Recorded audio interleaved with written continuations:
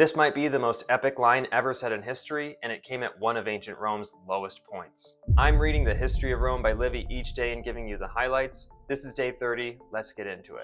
In 390 BC, a small band of Romans have been holding out in the citadel for months after an army of Gauls from Western Europe took over the city.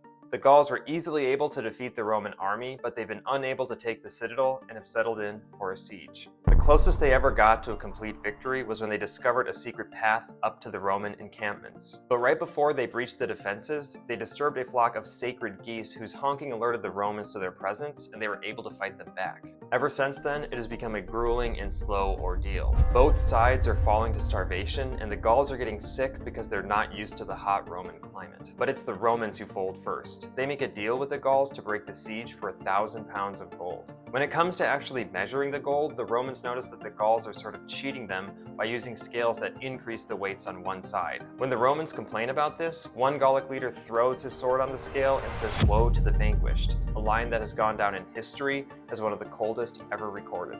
But right at that moment, a hero shows up.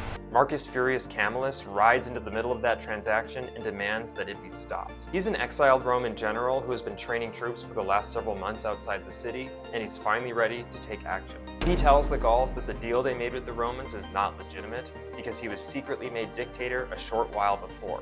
There is a short military engagement in the city that the Romans win, followed by a larger battle that the Romans also win.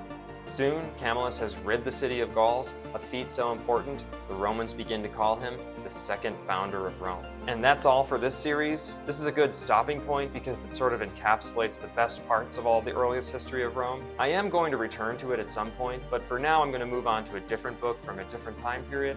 I hope you all stick around to find out what that is.